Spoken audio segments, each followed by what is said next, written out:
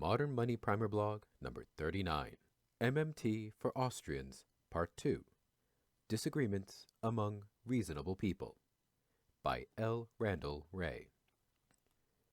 My piece last week on MMT for Austrians set off a bit of a flurry of comments here and across the web, aided and abetted by commentary on the MMT event in Italy. Several followers of NEP have asked us to respond to some of the critiques made against MMT.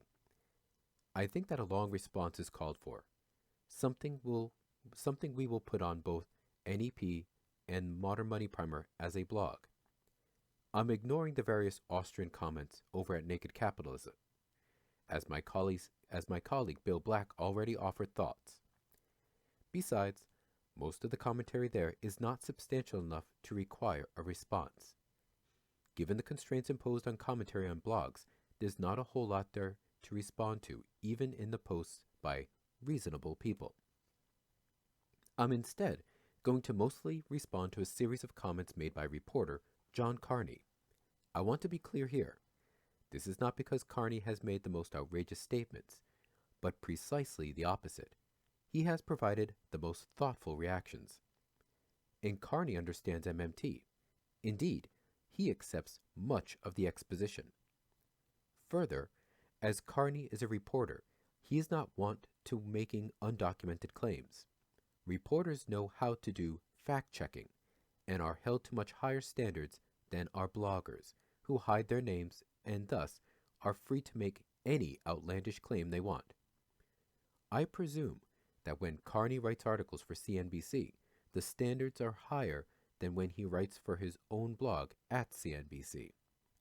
Still, as a reporter, his reputation and credibility would be severely damaged if he were to make unsubstantiated claims, so I presume he has fact-checked his claims. I'm going to rely on his published, that is to say, posted on internet sites, mostly his own comments, plus a tweet or two, whatever that is. There are three main themes.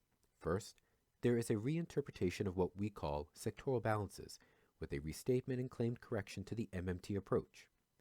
Second, there is a claim that MMT does not account for corruption in government. And finally, his main critique concerns the role of government. What should government do? There is something approaching a blanket claim that government can only impose economic costs. Its positive contribution approaches zero. Hence, he appears to reject my whole premise that while we can agree on MMT as descriptive, reasonable people can disagree on the public purpose, what government ought to do. For Carney, there is no such thing as a public purpose, and hence no positive role for government to play. Reasonable people cannot agree to disagree on the public purpose because the concept is rejected. Let me repeat. I am using Carney's posts because I think they are the most cogent critiques the Austrians have to offer. If we cannot effectively defend the MMT position against Carney's critiques, then, as he claims, we at NEP are doing something else that may be interesting, but it isn't economics. It isn't a new economic perspective or heterodox economics or any kind of economics at all." End quote. That is quite a claim for a reporter to make. We at NEP do not do any kind of economics at all. Let's see if he's got his facts checked. Theme 1, from a tweet, John Carney. Quote, "Blows my mind when MMT people say that accounting identities prove that people can't save without government or foreign sector running a deficit." End quote. Moi? Said people can't save without government or foreign deficit? Really? We said that? No, John, we never said that. If any true MMTer ever said that, it was in some special context. Here is what we actually say. From Modern Money Primer blog number 2, Inside Wealth versus Outside Wealth. It is often useful to distinguish among types of sectors in the economy. The most basic distinction is between the public sector, including all levels of government, and the private sector, including households and firms. If we were to take all of the privately issued financial assets and liabilities, it is a matter of logic that the sum of financial assets must equal the sum of financial liabilities. In other words, net financial wealth would have to be zero if we consider only private sector IOUs. This is sometimes called inside wealth because it is inside the private sector. In order for the private sector to accumulate net financial wealth, it must be in the form of outside wealth, that is, financial claims on another sector. Given our basic division between the public sector and the private sector, the outside financial wealth takes the form of government IOUs. The private sector holds government currency, including coins and paper currency, as well as the full range of government bonds, short-term bills, longer maturity bonds, as net financial assets, a portion of its positive net wealth. We can formulate a resulting dilemma. In our two-sector model, it is impossible for both the public sector and the private sector to run surpluses. And if the public sector were to run surpluses, by identity, the private sector would have to run deficits. If the public sector were to run sufficient surpluses to retire all its outstanding debt, by identity, the private sector would run equivalent deficits, running down its net financial wealth until it reached zero. Okay, if you read no further than this, it might seem to lend a tiny bit of support to Carney's claim. Note, however, the words used are private sector, not people. So if one has a problem with the logic of this passage, I do not know what the heck it is. Two sectors.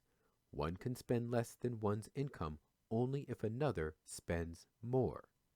Surely any Austrian can understand this. Indeed, John later seems to state exactly this. Carney, quote, "The only thing that can make private sector net savings possible is government spending.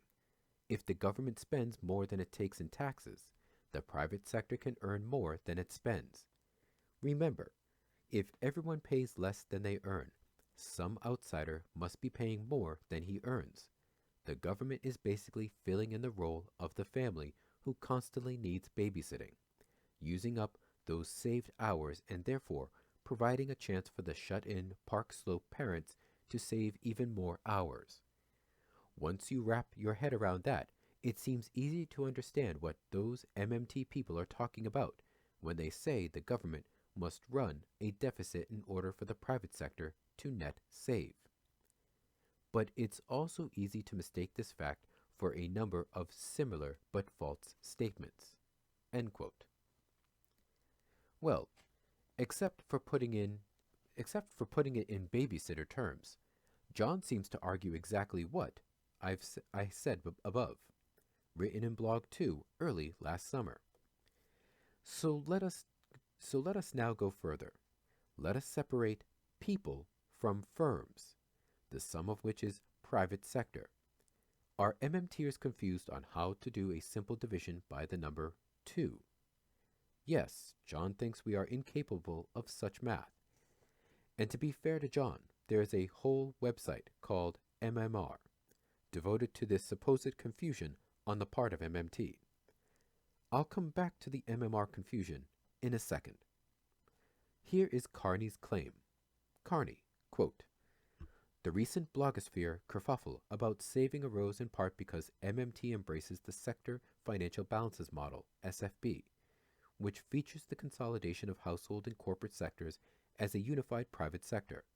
The model treats financial claims on corporations as negative financial assets for corporations, so the consolidated result is that household saving deployed in such financial assets makes a zero net contribution to private sector saving after counterparty corporate netting." End quote. First, let's see what I actually wrote last summer. John, here it is. You can read it for yourself. I've done your fact-checking for you. Modern Money Primer blog number 4. Deficits in one sector create the surpluses of another. Earlier, we showed that the deficits of one sector are by identity equal to the sum of the surplus balances of the other sectors. If we divide the economy into three sectors, domestic private sector, domestic government sector, and foreign sector, then if one sector runs a deficit, at least one other must run a surplus. Just as in the case of our analysis of individual balances, it takes two to tango, in the sense that one sector cannot run a deficit if no other sector will run a surplus. Equivalently, we can say that one sector cannot issue debt if no other sector is willing to accumulate the debt instruments. Of course, much of the debt issued within a sector will be held by others in the same sector. For example, if we look at the finances of the private domestic sector, we will find that most business debt is held by domestic firms and households. In the terminology we introduced earlier, this is inside debt of those firms and households that run budget deficits, held as inside wealth by those households and firms that run budget surpluses. However, if the domestic private sector taken as a whole spends more than its income, it must issue outside debt, held as outside wealth, by at least one of the other two sectors, domestic government sector and foreign sector. So, can Wray do division by 2 without confusion? Looks like he can. Even with a government budget that is balanced and a foreign sector balance, it is possible for households to net save. Wow! And it is possible for Carney to save while Wray deficit spends, even though we are in the same household sector. In other words, even the household sector can be balanced, and Carney, one of those households, can net save. So even if firms taken as a whole are balanced, and the government is balanced, and the foreign sector is balanced, one household can net save while another deficit spends. Note, we can subdivide the private sector as many times as we want and still derive similar results. And if John thinks that I just discovered these ideas last summer, maybe after reading the brilliant analysis of by J.K.H., see below, he can look at my 1998 book, Understanding Modern Money. To my knowledge, the first time modern money was used to describe the MMT approach. Chapter 4, page 82, for almost exactly the same explanation. Quote, "To simplify, we can assume that it is the household sector which saves and the business sector that invests.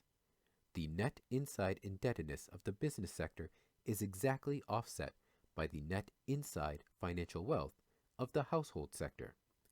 It is frequently the case that the household sector wishes to save more than the business sector wishes to invest." End quote. And so on, and so on, and so on. We didn't even need the MMR blog site.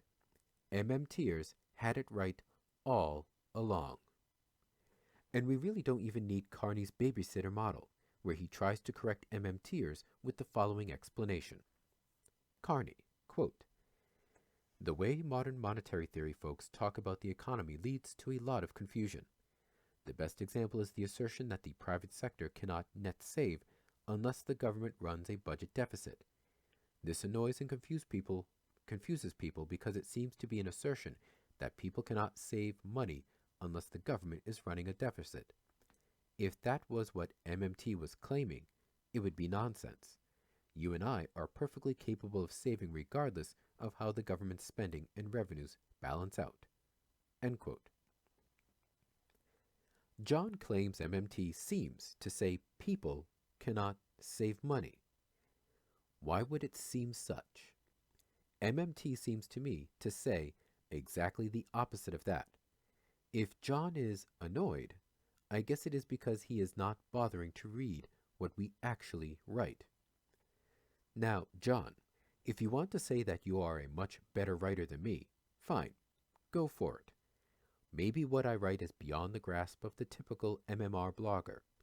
I can remember when many people claimed that a certain MMR blogger was a much better writer than anyone at NAP and thus much better able to explain MMT, only to find later that he rejects most of MMT and misunderstands much of it.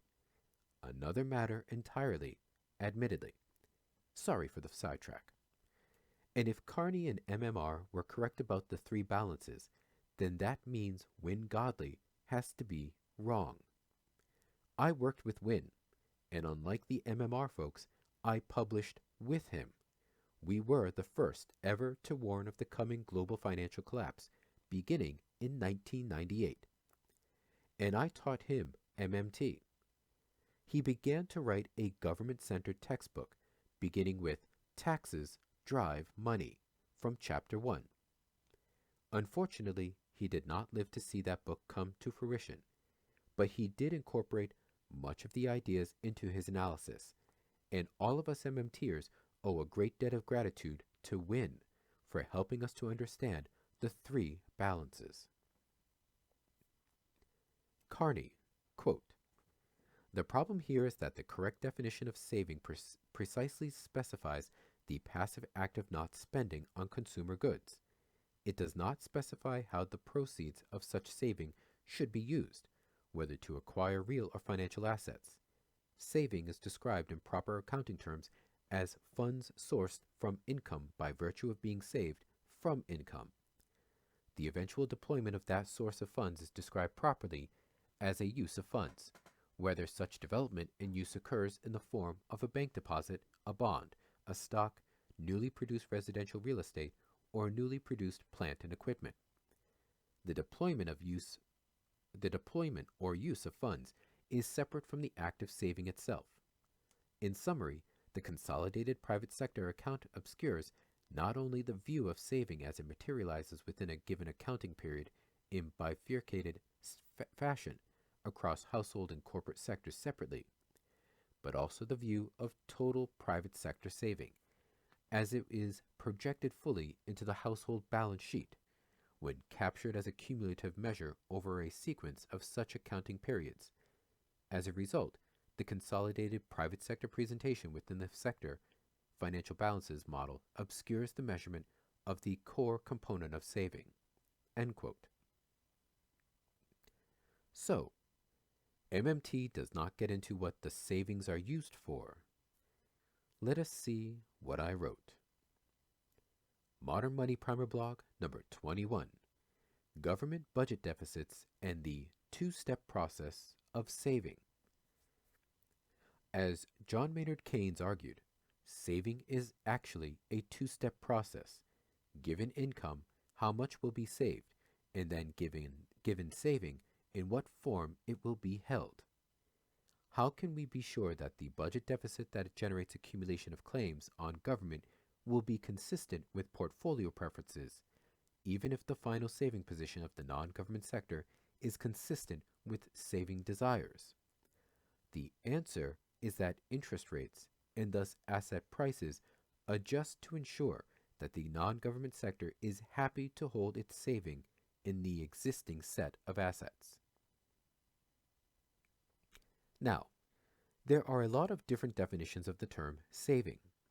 I actually wrote a journal article on that. It is short and not too wonky. What is saving and who gets the credit? Blame. Journal of Economics Issues, Volume 26, Number 1, March 1992, pages 256 to 262. To briefly summarize, at NEP, we prefer to use the Godley sectoral balance approach, where he defined private sector saving as net accumulation of financial assets, NAFA, using the flow of funds data. Typically, economists use the GDP equals national income equation, where saving is defined as a residual, the net income received but not consumed. I'll use it below in discussing the MMR approach. In theory, these would lead to approximately the same result. In practice, they do not balance because the NIPA accounts include imputed values.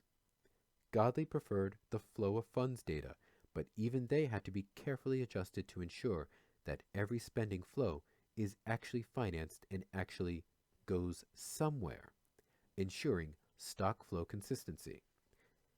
That is all quite wonky. My bigger point is that we can come up with alternative definitions of saving that would include unrealized capital gains as real and financial assets appreciate in value.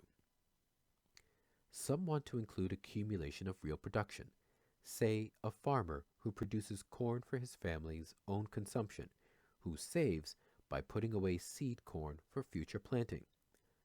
All that is fine, but as it does not have a financial counterpart, it is not included in either the NFA or NIPA definitions usually used in MMT. I'll come back to this later.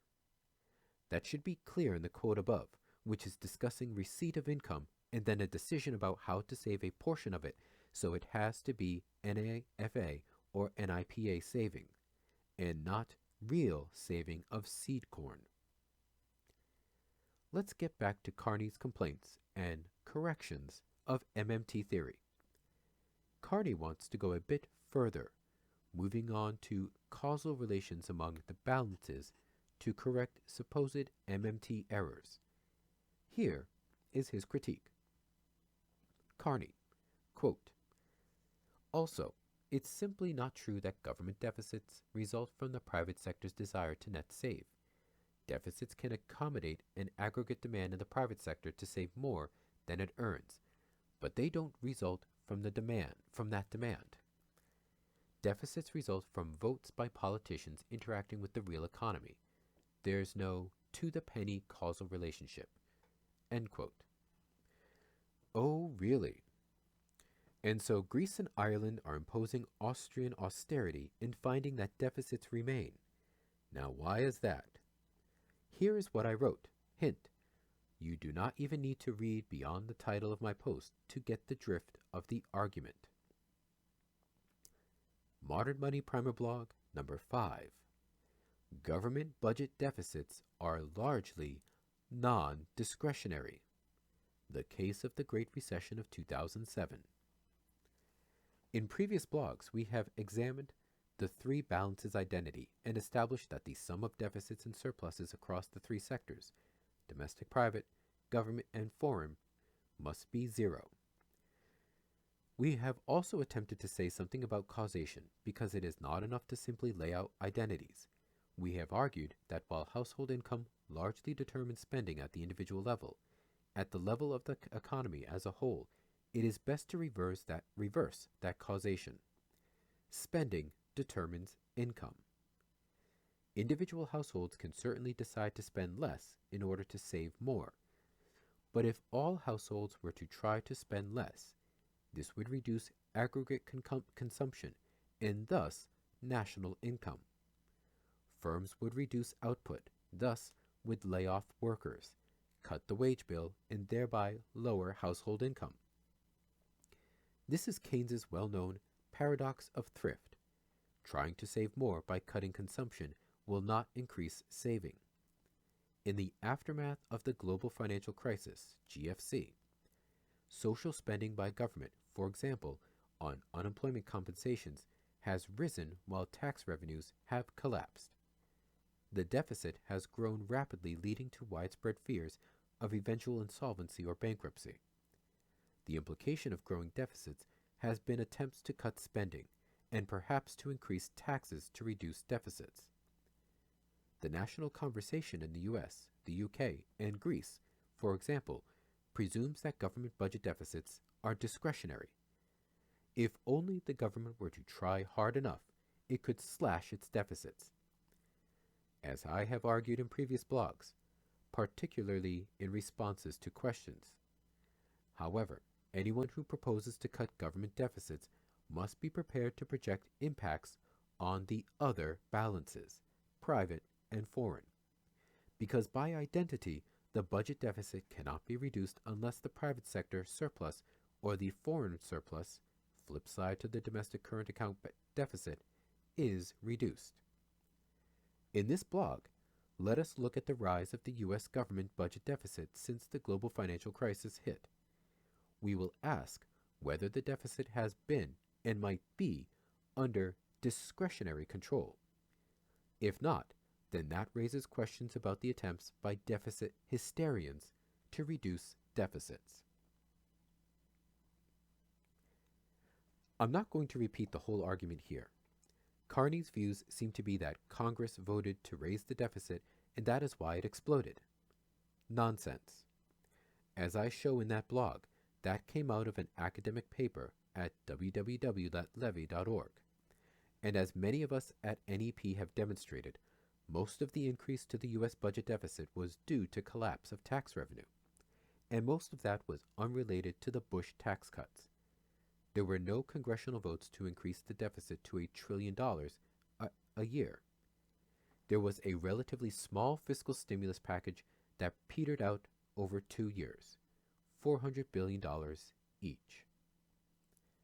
Deficits remain 2 years later and are orders of magnitude larger than the congressionally mandated stimulus package plus tax cuts.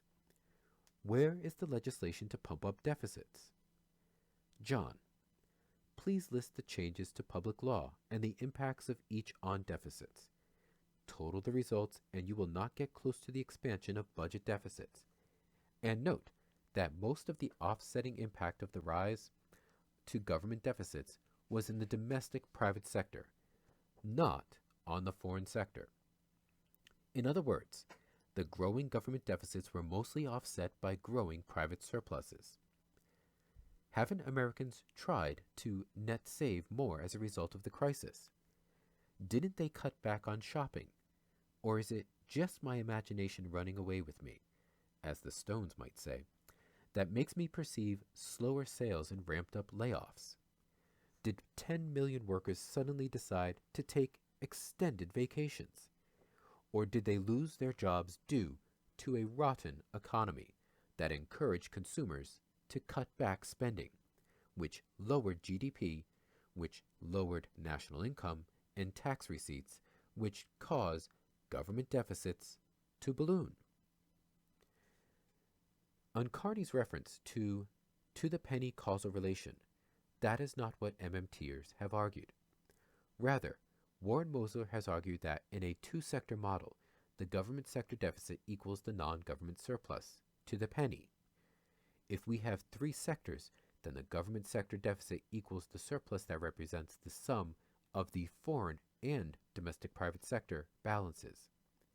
The causation is more complicated, as we have always argued. Don't believe me? Okay, here is what I argued through the Modern Money Primer. It takes two to tango, so causation is complex. Modern Money Primer blog number 5. Because the initiating cause of a budget deficit is a desire to spend more than income, the causation mostly goes from deficits to surpluses and from debt to net financial wealth. While we recognize that no sector can run a deficit unless another wants to run a surplus, this is not usually a problem because there is a propensity to net save financial assets. That is to say, there is a desire to accumulate financial wealth, which by definition is somebody's liability. Modern Money Primer blog number 20. Since tax revenues and some government spending are endogenously determined by the performance of the economy, the fiscal stance is at least partially determined endogenously. By the same token, the actual balance achieved by the non-government sector is endogenously determined by income and saving propensities. By accounting identity, it is not possible for the non-government's balance to differ from the government's balance, with the sign reversed. One has a deficit and the other a surplus. This also means it is impossible for the aggregate saving of the non-government sector to be less than or greater than the budget deficit. Modern Money Primer blog number 4. Deficits lead to savings and debts lead to wealth. We have established in our previous blogs that the deficits of one sector must equal the surpluses of at least one of the other sectors.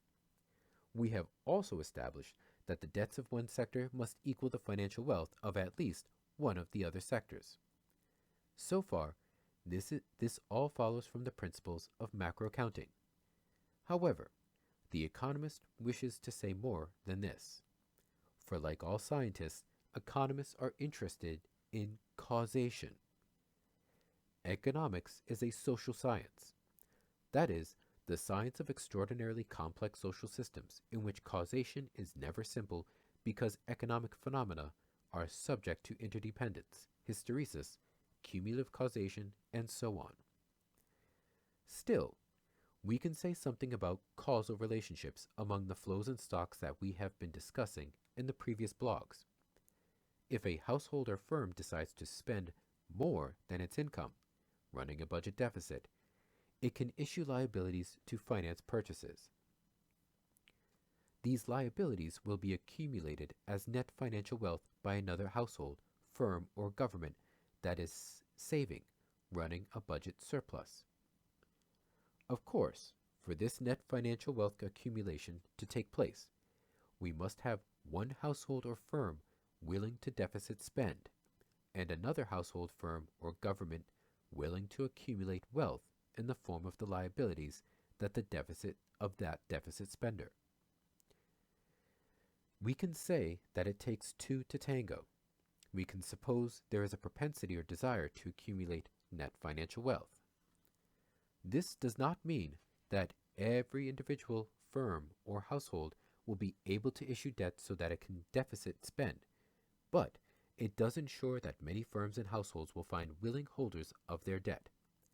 And in the case of a sovereign government, there is a special power, the ability to tax, that virtually guarantees that households and firms will want to accumulate the government's debt.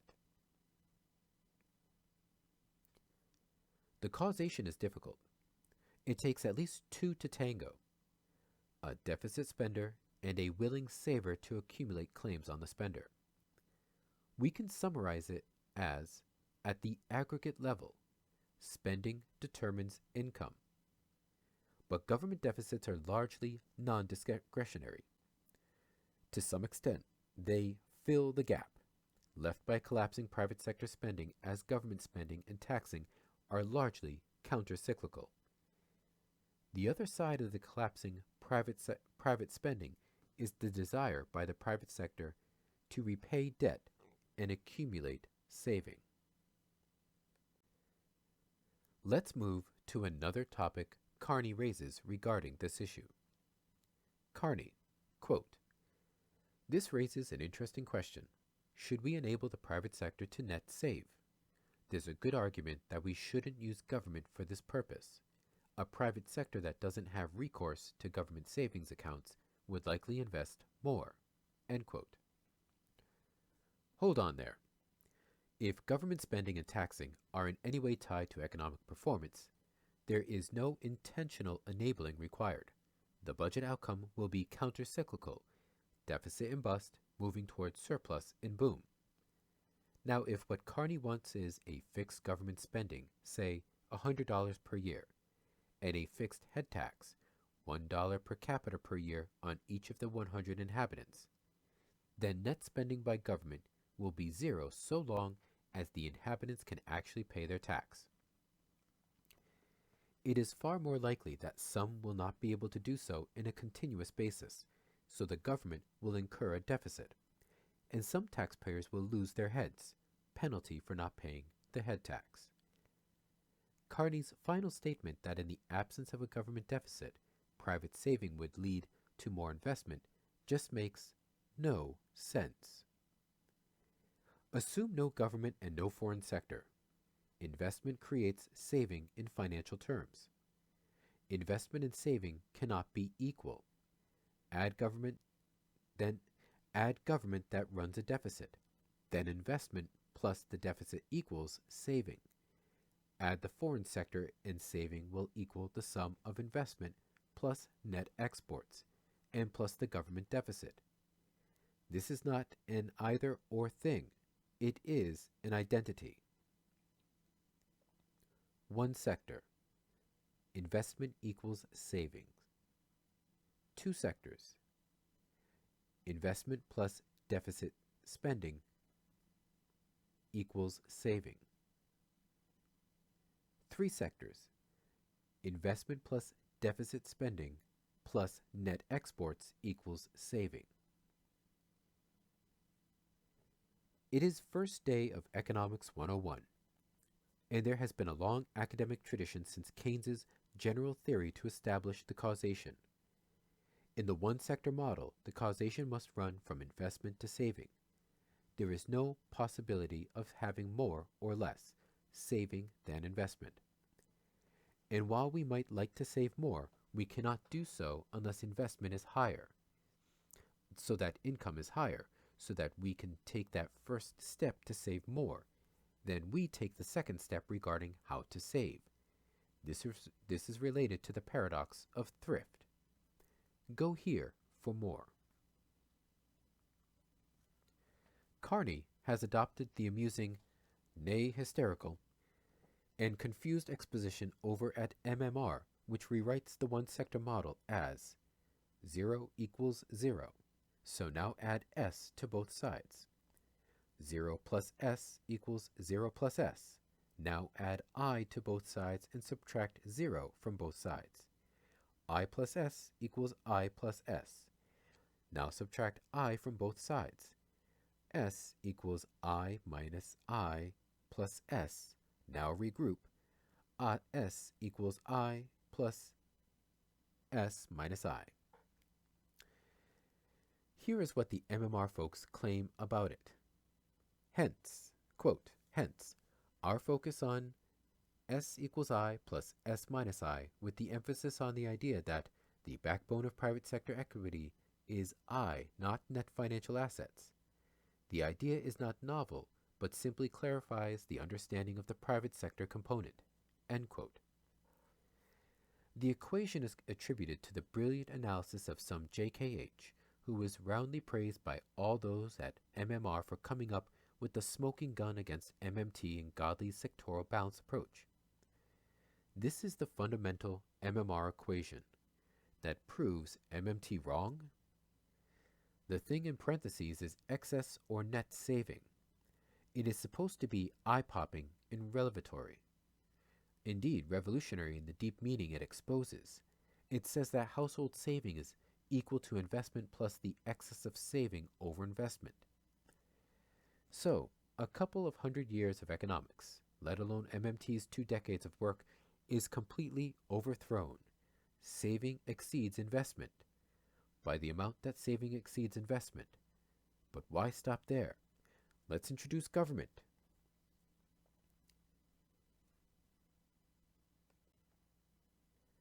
G plus S equals G plus I plus S minus I. Now subtract G from both sides. S equals G plus I plus S minus G minus I. Saving exceeds government spending plus investment by the excess of saving over the sum of government spending and investment spending. And let's not stop there either. Add infinity to both sides. S plus infinity equals G plus I plus infinity plus S minus G minus I. Now subtract infinity and we get S equals G plus I plus infinity plus S minus G minus I minus infinity. So saving is bigger than government spending plus investment plus infinity. And as we all know, infinity is a very big number. MMT is off by an order of infinity. My mind is blown too. Since all the other variables are vanishingly small compared to infinity, the equation actually says that saving exceeds infinity by the amount that saving exceeds infinity. Take that plus $4 to Starbucks, and you've saved enough to buy a latte. 40 years ago, people, purposely vague term here to protect the not-so-innocent, had to take mind-altering chemicals to reach such mind-boggling conclusions. For those who do not remember those episodes, either from imbibing excessively or from being too young to have been there during the Timothy Leary days, just watch the original Woodstock movie and pay particular attention to the speeches by Arlo Guthrie and John Sebastian. Mind-blowing stuff. Oh, and since we just celebrated the anniversary of what was perhaps the greatest athletic performance of all time, Wilt Chamberlain's 100-point NBA game. I might mention that I'm taller than Wilt. By how much, you ask? By the excess of my height over his, of course. Okay, that was a bit of fun at their expense. I admit that I cannot figure out what they think they are demonstrating with the self-described brilliant equation. So far as I can tell, all the MMR discussion that centers around two claims. First, that it might be perfectly okay for the domestic private business sector to run deficits, net saving for its negative, while the domestic private household sector runs surpluses, accumulating claims on that business sector. So far, so good. Not at all inconsistent with what I argued in the Modern Money Primer blog or in my 1998 book, as demonstrated above.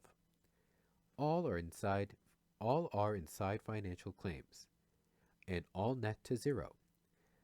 But lots of real activity could have resulted. That raises productive capacity, and so on. MMRs then provide loads of odes to entrepreneurial spirit and the like. Good. I'm down with that. Okay, fine. But note that if the household sector continually ran deficits against the business sector, even with the private sector in balance, we could still get into trouble and get a Minsky-type debt deflation simply because households cannot service their debts to firms. And also note it does no good to go the other way. What if firms went increasingly into debt against the household sector? Yes, they could get into trouble if gross income flows were not enough to service debts. But MMRers ignore that as they jump to the conclusion that it's perfectly fine if the business sector's deficit exceeds the household sector surplus. So the private sector taken as a whole is running a deficit. Now, that is impossible in the one-sector model I equals S. They've pulled a rabbit out of a hat and slipped in a second sector. Say it is the foreign sector. In that case, we've got a positive capital account.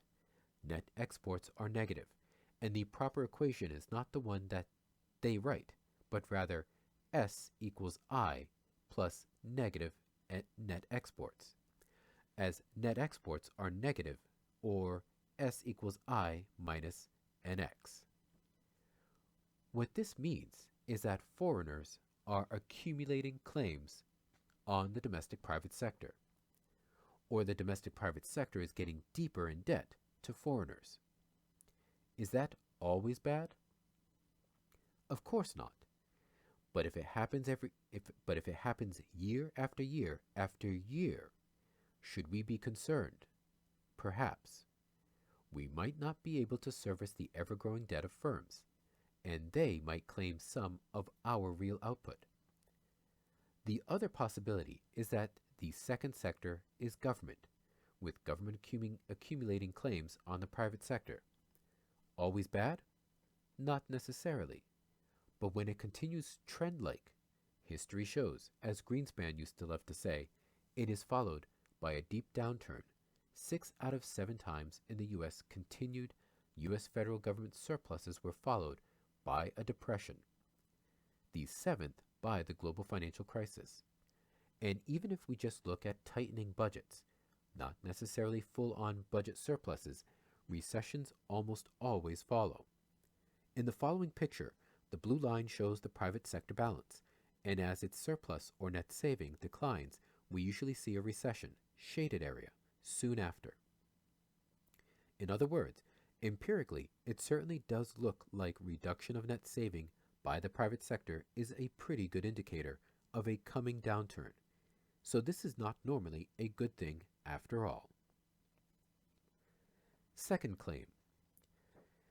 The MMR people immediately moved on to real saving with some farmer whose cow somehow morphs into 10 cows, with the extra 9 cows saving that results without any deficits at all. I take it that they don't know much about animal husbandry. Anyway, let us pretend that a cow can give birth to 9, count 'em, 9 calves, and has got enough teats to keep them alive. What does that have to do with nominal saving and nominal investment, and hence the equations we've been going through? Who the heck knows? I think we need some of those mind-altering chemicals or math equations to get our brains around the brilliance of the analysis. Okay, real stuff, real production, real saving. We've switched our definition of saving once again. The claim is that MMR is more real world, while MMT is somewhere out in the ether of theory land. Actually, I always allowed for real saving, as in a farmer who plants his own seeds, harvests them, and saves some for next year. But note that one of the M's in MMT, and presumably MMR, denotes money, and hence focuses on the monetary system. That is not because we fail to recognize that there is real stuff and real saving, but because we did not see any need to correct Ricardian economics that already deals with all that. Our complaint was that the mainstream economics has got money all wrong. Apparently, the R in MMR stands for realism, or some such adjective, as in cows with 9 teats is more realistic than the cows I grew up with that had a mere 4. Occasionally and exceptionally 5 or 6, but that is no match for modern money realism that has cows with 9 teats and presumably several udders. Perhaps a bit of instruction for our MMR buddies about the birds and the bees might be necessary, because you see, cows don't replicate without bulls. So even if you got lucky and your car had a male calf the first time around, to get more cows, that male would have to grow up and mate with his mom, which would lead to all of his buddies calling him an unkind word that begins with M and ends with R, and it is not MMR that they would call him. So aside from the 9 calves and 9 teats, we've got a bit of a problem explaining where the bulls came from to make the real stuff. That is the subject of MMR economics. Are the MMTers confused on this? I have several sections on the Modern Money Primer to address the real junk. Let me see what I said, as Carney and the MMRs seem to have overlooked it. Here is blog number 2's discussion of real assets, a note on financial wealth, real assets. One's financial asset is necessarily offset by another's financial liability. In the aggregate, net financial wealth must equal 0. However, real assets represent one's wealth that is not offset by another's liability. Hence, at the aggregate level, net wealth equals the value of real non-financial assets. To be clear, you might have purchased an automobile by going into debt. Your financial liability, your car loan, is offset by the financial asset held by the auto loan company. Since those net to 0, what remains is the value of the real asset, the car. In most of the discussion that follows, we will be concerned with financial assets and liabilities, but we'll keep in the back of our minds that the value of real assets provides net wealth at both the individual level and at the aggregate level. Once we subtract all financial liabilities from total assets, real and financial, we are left with non-financial real assets, or aggregate net worth. And what do you know? There is a Modern Money Primer blog with the title, blog number 17, Accounting for Real versus Financial or Nominal. I wonder if it might have discussed the real junk MMR is concerned with. Let us see. Blog number 17. The state's monetary unit is a handy measuring device that we use to measure credits, debts, and something fairly esoteric we might call value. We need a measuring unit that is appropriate to measuring heterogeneous things. We cannot use color, weight, length, density, and so on. For historical reasons I will not go into right now, we usually use the state's money of account. Otherwise, we can only measure value in terms of the thing itself. For example, it is fairly easy to measure the value of sugar in terms of sugar. Sugar weight will work, and if the crystals are uniform, we could actually count them out. Usually, however, we measure sugar by volume, at least for kitchen purposes. When I go to tally up all of my wealth, I will include all the dollar IOUs I hold against banks, the government, other financial institutions, friends and family, and so on. That is my gross financial wealth. Against that, I count up all of my own IOUs to banks, government, family, and friends. Now clearly, I am not done. I've got a house and a car. Assume I've got some debt against them, as I took out a loan, issued my own IOU to the bank or auto finance company, etc. That is part of my financial IOUs included in the calculation above. But I've been paying for years, and so the outstanding IOU is much less than the value of my car and home. I count the monetary value of the car and home and add that to my financial assets to get gross assets. Now, exactly how I value the house and car is tricky and subject to accounting rules, but that is not important to understand the principle here. We take the total value of gross assets, financial plus real, and subtract the outstanding liabilities, usually financial, but there could be some real sugar IOUs to get net wealth. That, of course, will be comprised of real assets plus net financial wealth, so total net wealth will be greater than net financial wealth because I've got real assets, car, house. I could have negative net financial wealth, that is, hopefully, more than offset by positive net real assets. Otherwise, I am underwater. Most of the time in this primer, we are focused on the monetary part of the economy, indeed on what Keynes called monetary production and Marx called MCM, in which production begins with money to produce a commodity for sale for more money, profits. We focus on that because it is basically what capitalism is all about, and we are mostly concerned with how modern money works in a capitalist economy. Note, however, that taxes drive money applies to earlier societies that were not capitalist. Still, even in capitalism, it is obvious that not all production involves money in the beginning, and not all is undertaken on the prospect of making profit. In about 2 hours, I am going to fix dinner and wash dishes.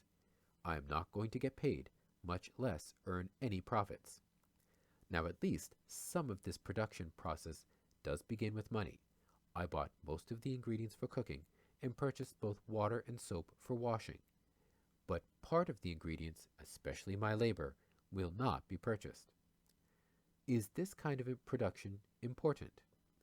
Undoubtedly. Even in a highly developed capitalist economy like the American, it is hard to see how any of the monetary production could take place without all of the unpaid labor involved in reproducing the labor power. These are Marx's terms. You can replace them with supporting the family that supplies workers. Domestic services, child rearing, recreation and relaxation, and so on are critical and mostly do not involve monetary transactions. We can, and sometimes do, put monetary values on them anyway. Not only is there a flow dimension in the form of daily dishwashing, but there is also a stock dimension, accumulation of the knowledge and skills our youngsters will need later, often called human capital by economists. That growing stock should be added to our real assets, and hence to our total net wealth. Obviously, these things are very difficult to measure in dollar terms.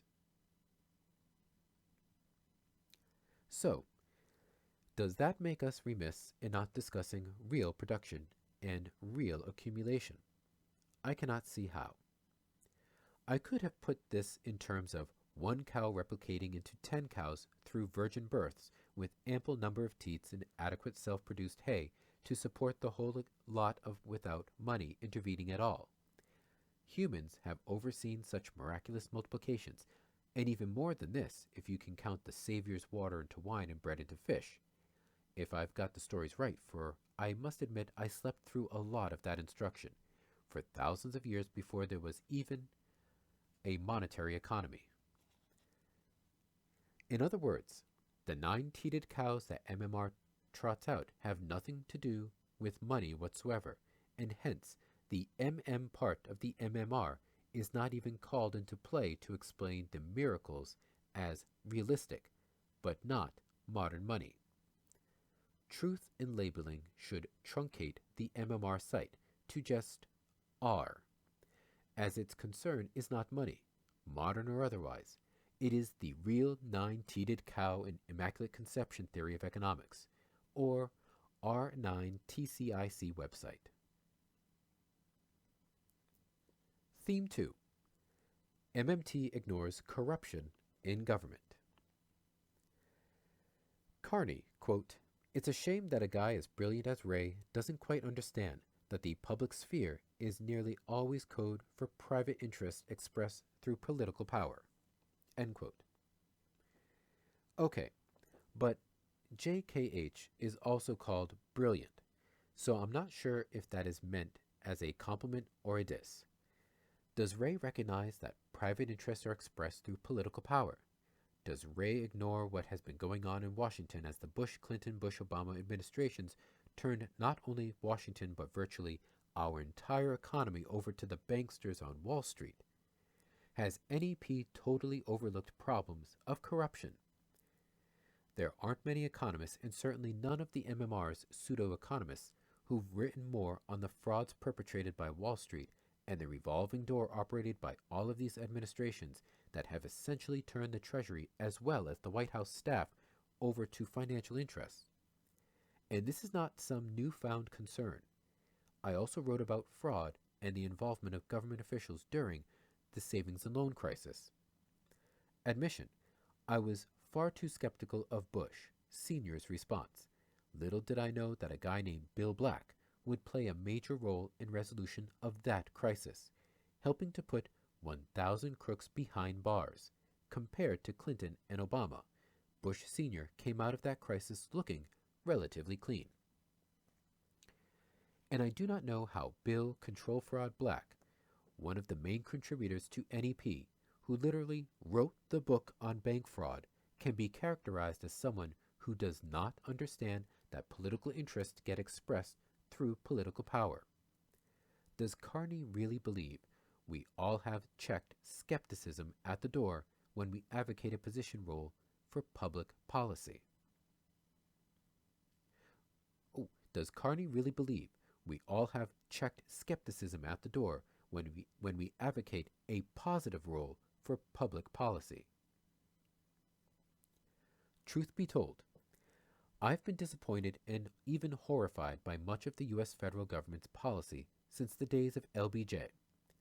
I will admit to buying into JFK's Camelot when I was a kid, and I can remember the exact instant when the closest neighbor to my one-room school house burst into a classroom to announce on the afternoon of November 22nd, 1963, that he had been shot.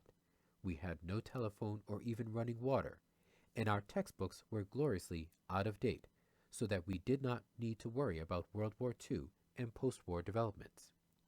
There were only 48 states to remember, 7 known planets to study, and 31 presidents' names, up to Hoover to commit to memory. While most of the class cheered, some of that was due to the following announcement that we'd be going home, but most of it was due to the politics of the little Rick Santorums I counted as school chums. My own world was shattered. My family was then all the way with LBJ, until he ramped up the war against Vietnam. And from that point on, I was never confused about the influence of private interests over the public purpose. Come on, the next president was Tricky Dick, after all, who brought the war home to attack our nation's youth, and it was downhill after that. At the time, I never thought I'd look back on Tricky Dick as arguably the most progressive president of the past half-century. Shame on those who followed him. Theme 3. there is no public purpose. Carney's claim goes much further. He rejects the notion of public purpose and asserts that government's contribution to the economy approaches zero. Carney, quote, I suspect that most government spending is socially destructive and economically malfeasant, and nearly all discretionary government spending is thoroughly corrupt. This seems to bother them less. My right size of government is far smaller, almost vanishingly small, than theirs. Here's Randall Wray, one of the leading MMT academics, arguing that government should spend 30% of GDP. Saints preserve us. End quote. Okay, sounding a lot like Rick Santorum, Carney invokes religion to save us from those godless MMT Keynesians who advocate big government. Now, in truth, I never argued government should spend 30% of GDP. My whole article was arguing that it makes no sense at all to focus on such ratios. Instead, I asked all of us to put on the table what each of us believes to be worthwhile activities of government. My overriding point was that we could have all of the progressive wet dream utopian programs and it would still amount to less than 30% of GDP. Hence, my whole argument was precisely the opposite of what Carney's accusation proclaims. My summing up of expenditures was to demonstrate that we'd still be left with relatively small government, certainly in comparison to the size of government of all other developed capitalist countries, even if we adopted the full progressive wish list. And my point was to lay out what government actually spends for, so that our Austrian friends could tell us exactly which programs they would cut. Unfortunately, they respond only with hand waves, just like the anti-government Republican candidates who refuse to tell us what they will cut, on the certain recognition that their views have almost no overlap with the American public's. Instead, they argue for a vanishing small government without telling us what, if anything, they'd cut and what, if anything, they'd retain. Carney, quote, for the record, I should say, I'm way more libertarian than the MMR guys. Maybe I'm neo-MMR, end quote. Again, I want to be clear. Reasonable people can disagree. That was the main point of my MMT for Austrians piece. Libertarians want a much smaller government. I have no problem with that. Go ahead. Put your extreme ideology on the table. List which programs you support and let us total them up. Tell what you are going to cut. Take the heat. You'll be soundly rejected by 99% of the population that can figure out whose side you are on. But Carney seems to argue much more than that. His claim comes close to arguing that there is no role at all for government. Carney, quote, what Brooks gets and Wray misses, however, is that government spending priorities are economically damaging. When resources are moved to the public sphere, they are utilized to realize political ends rather than public ends. That is, they are used to satisfy the demands of special interests who influence lawmakers and regulators. This gap in understanding is one of the things that has given rise to the postmodern monetary theory movement of modern monetary realism. End quote. As an ideological statement, I have no problem with this. Reasonable people can disagree. It is Carney's belief that government really cannot do anything positive. But he goes on proclaiming this is fact, not the ideology. Carney, quote, this is not ideology. These are conclusions from decades of investigating the way government operates. As you guys like to say in other contexts, we've done the work so you don't have to. Read my brother's book. End quote. So, according to Carney, decades of investigations reveal that government spending priorities are economically damaging. In my post on NEP, I had detailed exactly what government spending is across the major programs, there really are only three main areas of spending that are large enough to make much difference to the overall budget: defense, Medicare, and Social Security. So if we are talking about priorities, we must be talking about these areas. In my piece, I had advocated substantial downsizing of the defense sector, which I do see as economically and politically and morally damaging.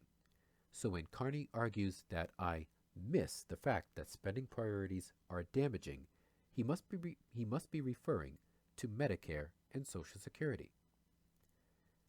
Does Carney really believe that crediting the bank account of some 90-year-old widow so that she can afford to live a more or less dignified life on Social Security is economically damaging? What is the economic evidence for the claim? Does he mean incentives? Without Social Security, she'd be incentivized and able to work, maybe at Burger King.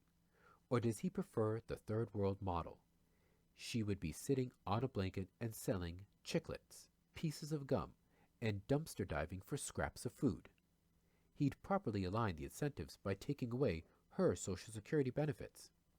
Please, Carney, tell us how Social Security benefits damage the economy and what you would put in its place. What about the people with disabilities who also collect Social Security? I used to live in Mexico and can recall the safety net for the man with no legs who had to cross busy lanes of traffic each day to get his spot where he begged for coins. That's the free market solution to disabilities. Is this the future Carney sees for our citizens living with disabilities? Or is it Medicare, medical care for our aged, that is economically damaging? In what ways? And what would be preferred and less economically damaging alternative? Just ignore healthcare needs of the bottom 99% that cannot afford care.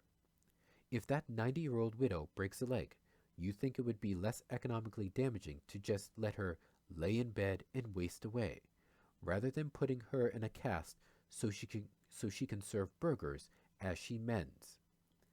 And if a program like Medicare is so damaging, why is it that health outcomes are better in almost all countries that have government-paid universal health care? And overall living standards are higher in most of them. He goes on, apparently to soften the conclusion a tiny bit. Carney, quote, "But because these are conclusions drawn from years of investigation and research, I don't think it's terrible that you find them implausible, although I draw pragmatically libertarian lessons from the facts about public policy production. There are other possible lessons that decent people could arrive at. Even if government spending is as bad as I say it is, it may be necessary to accomplish other things that are absolutely required. For instance, the defense industry is a racket, but if we were invaded or under threat of invasion, I'd put up with letting the arms dealer loot us because that's the only way to get enough guns to defend the country." End quote. I wonder if Carney would carry this a bit further. Let us say for the sake of argument that every government project is subject to corruption. Carney's willing to trade off some corruption for defense of the nation. Would he draw a pragmatically libertarian lesson that is still better to have an interstate highway system in spite of the supposed inefficiencies of the racket of looting by road construction workers and firms? How about clean water, working sewers for flushing toilets, police force, public schools and universities, government support for R&D that resulted in the 747, computers, the internet, vaccinations that have wiped out most of the worst childhood diseases? Would he take a bit of inefficiency and public corruption as a trade-off to have security in those areas? In short, all of those things that have separated life in the U.S. and all other developed countries from the low living standards in the developing nations with the very small governments that Carney prefers? Or would he rather forego all of that because there is some corruption?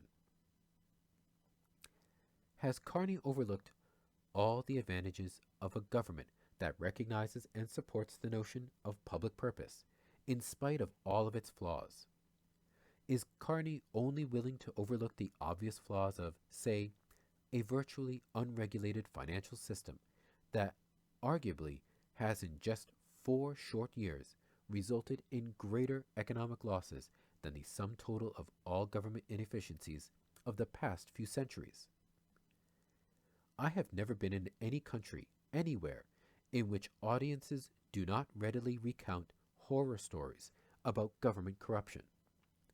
I think these stories are mostly true, and yet, most places I visit have tolerably good public infrastructure and services, paid for by corrupt government always in cahoots with a thoroughly corrupt criminal class in the private sector. Carney would point his finger at government and prefer to downsize it, while leaving provision of services and infrastructure to a great deal of luck and hope that kleptocratic private sector crooks will be guided by invisible hands to operate in the public interest while making profits for the private interest. Yet, for every Geithner shoveling public money to private sector banks, there are a dozen blank fines subverting the public purpose. Yes, there is no doubt that there is a revolving door in every administration. All of the Clinton-Obama top dogs came from Wall Street and expect to go back with higher incomes, since they'll funnel Uncle Sam's money to their once and future employers. Isn't it a bit strange that Carney's response is to downsize or virtually eliminate government, rather than going after the kleptocratic crooks that undermine public policy? I'd prefer to point my finger at the crooks in both the private and public sectors, and then jail them. I do not support their kleptocrats or invisible hand waves that suppose private interest alone is enough. But reasonable people can disagree, can't they?